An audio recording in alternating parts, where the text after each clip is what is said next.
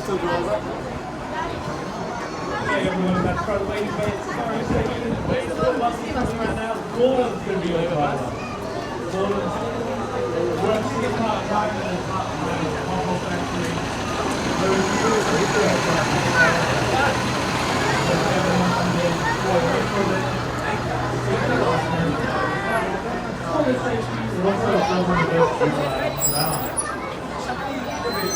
If you have any green drink, that is only water for 3 months of bar. Step away from that big great fence in front of you. Once everyone's got that big great fence, We'll move back from the fence.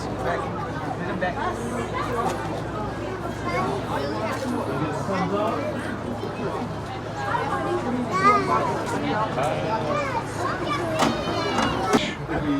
So as we head off, make sure you're seated. And don't go moving around during the tour. The last thing I want is you to fall over onto each other, or dare I say it, out of the bus. Because when I hit a pothole, if you look out to the right, that's our tanbark enclosure. As you can see, we've got a really big herd of tanbark there. It's all fenced in nicely. That's ridiculous. Tanbark doesn't need an enclosure. No, that's going to be the walkway to our elephant enclosure. You may have heard that the elephants are going to pack their trunks and come down the highway. It's up on the right here. It is a Sunday. They're having a good old sleep in with a little bit of lucerne mixed in with it. We'll go see the rest of our dazzle later on. And that's what a herd of zebras is called, a dazzle. Some people say zeal, but dazzle's such a better word. There's lots of cool collective, and unfortunately they're extinct in the wild. So these ones here form a global insurance population, or part of a global insurance population. But when they stand side on, standing side on, it only looks like they have one horn. So they are in fact one of the origins of the unicorn stories. So if everyone said, they're not unicorns, haha, they are. Even though they've got two horns, it's unicorn camouflage. In fact, one of the girls, their horns are growing so close together they're touching, so it doesn't matter which angle you look at her at, she always looks like she has one horn. And then, we've got those other big fluff balls there, the camels. Someone asked me up in under 10 minutes, and they store that in their stomachs and in their blood. Can you imagine that? You're there having a bath and a camel comes up and drinks, and she has enough power in her jaws to cut a crocodile in half. You never underestimate a hippopotamus. And some people here say hippos aren't out to get you, until you get inside their personal space bubble. And then, all that is a legit thing, diet hay. They once changed it to classic hay because new hay is no longer a fan. That's a very niche reference to Coca-Cola. Got to wait till that gate shut behind us, because if the ostriches get in there, they'll scare the pants off the hippos. That's why hippos don't have pants. They're so cool. And you can see an ostrich coming up on the left here. If anyone has a bird phobia on the bus, we're going to find out. There's a female ostrich. Females are grey, the boys are black and white.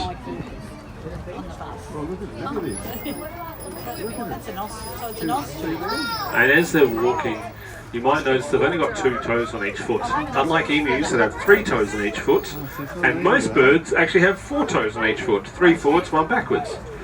But that big toe on an ostrich helps them run about 70 kilometres an hour.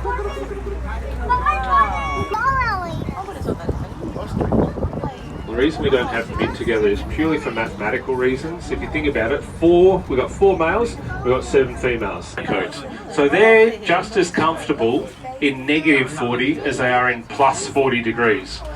That's a potential change of 80 degrees Celsius throughout a year. This animal. Genghis Khan even tried and failed.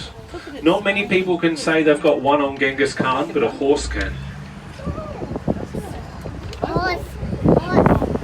Also later on, go past those horses and people go, oh, they look like donkeys. No, they don't. Vet's checkup, and so say you've got a rhinoceros, it's off display.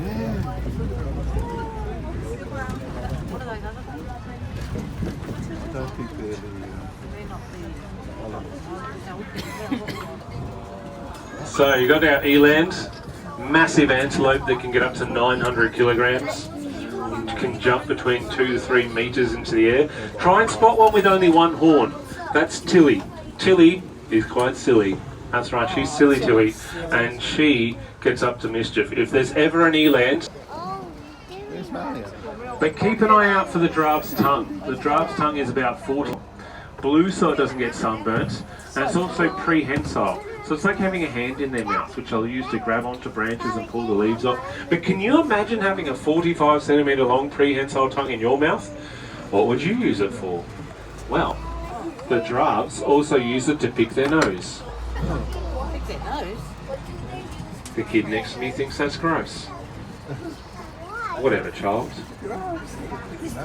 I've also seen one of the giraffes stick its tongue in a zebra's ear. The zebra didn't really appreciate that. They've also, do you see the smaller vehicle? And this is unbelievable. And they took even more photos. And then the giraffe stuck its head inside the vehicle, wrapped its tongue around the bride's bouquet, ripped it out of her hands and ate it in front of her. Best wedding photos ever.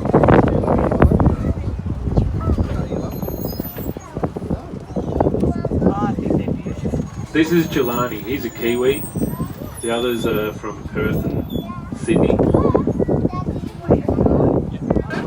I think he's just temperamental, but sometimes it's like he gets into these trans-Tasman battles with the other giraffes, I reckon. The boys actually push the poo up into even bigger piles so the smell travels further. Because they use the poo to mark out their territories, their favourite places. They can walk up to the poo piles, they can sniff it, and they can figure out how long ago a rhino was there, whether it was a male or a female, single, with a calf, or even looking for a bit of romance. So the big piles of poo are a bit like a rhino's version of a Facebook page. And sometimes we're lucky enough to see them update their status. So the two standing next to each other are actually a grandmother and a granddaughter. And then the one that's off on his own is the granddaughter's boyfriend. And so the grandmother's the chaperone. Although sometimes the boy, he sometimes tries to cozy up with the grandmother and she pretty much belts him and says the shop's shut. But you can see the granddaughter there. Her name's Kapenzi, or some of us call her Pepper. And her grandmother's Marke, the boy's Kafaru. These are all white rhinoceros. If you look at Marke, the grandmother, the one with the really long pointy horn, see her lips are straight. That's why they're called white rhino, because they've got a wide lip. Makes sense? Maybe not. So originally they were called the wide-lipped rhino, but someone wasn't listening very well, and they got the name wrong, and they thought it was... But the Indian antelope, the reason they stay out in the open is because they can run about... They do, they get closer to it. How does that make any sense?